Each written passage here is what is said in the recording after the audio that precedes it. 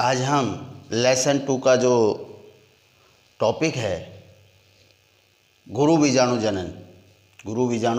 जनन उसका अध्ययन करेंगे।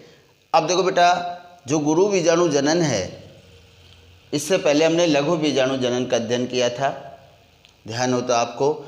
आज हम लेसन 2 के अंतर्गत गुरु बीजाणु जनन, आप सभी जानते हैं जो लघु बीजाणु जनन है वो तो पुंकेसर से संबंधित होता है, जबकि गुरु बीजाणु जनन वो किससे रिलेटेड होता है बेटा, स्त्री केसर या जायांग से।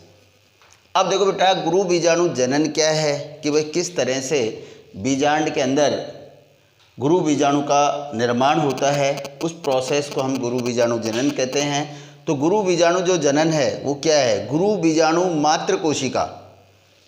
मात्र कोशिका अर्धसूत्री विभाजन करके 4 गुरु बीजाणुओं का निर्माण करती है, जिनमें एक गुरु बीजाणु सक्रिय होता है। यह प्रक्रिया ही क्या कहलाती है बेटा, गुरु बीजाणु जनन। अब देखो बेटा, गुरु बीजाणु निर्माण की जो प्रक्रिया वो कैसे है, गुरु बीजाणु निर्माण की जो प्रक्रिया है, तो देखिए कि जो बीजांड होता है, बीजांड काय ऊतक जो होता है उसकी एक कोशिका अपने आकार आकृति में क्या करती है बेटा, वृद्धि करती है। ये बीजांड काय ऊतक है, इसकी एक कोशिका अपने आकार आकृति में वृद्धि करती है, जिसे हम एमएमसी कहते हैं, गुरु बीजाणु मात्र कोशिका कहते हैं।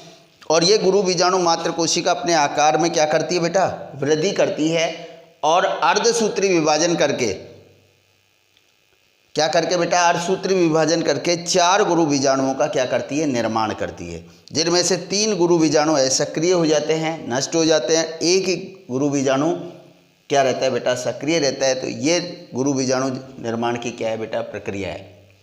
रिपीट कर रहा हूँ, ध्यान देना। आज का अपना टॉपिक था गुरु बीजाणु जनन। गुरु बीजाणु जो जनन है, गुरु बीजाणु मात्र कोशिका अर्धसूत्री विभाजन करके 4 गुरु बीजाणुओं का निर्माण करती है, जिनमें से एक ही गुरु बीजाणु सक्रिय रहता है, बाकी क्या हो जाते हैं बेटा, नष्ट हो जाते हैं। यह प्रक्रिया गुरु बीजाणु जनन कहलाती है। अब देखो बेटा, इसका निर्माण कैसे होता है, तो जो भ्रूण हम कहेंगे कि जो बीजांड होता है, बीजांड के बाहर की ओर अध्यावरण होते हैं बाह्य और आंतरिक, उसके बाद बीजांड काय होता है, बीजांड काय के अंदर भ्रूण कोश का जो निर्माण होता है।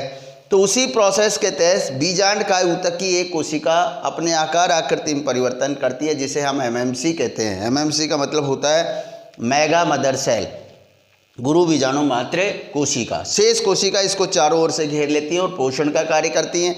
अब ये एमएमसी क्या करती है, अर्धसूत्री विभाजन करती है। कौन सा विभाजन बेटा, अर्धसूत्री, जिससे 4 गुरु बीजाणुओं का निर्माण होता है, जिसे हम गुरु बीजाणु चतुष्क कहते हैं।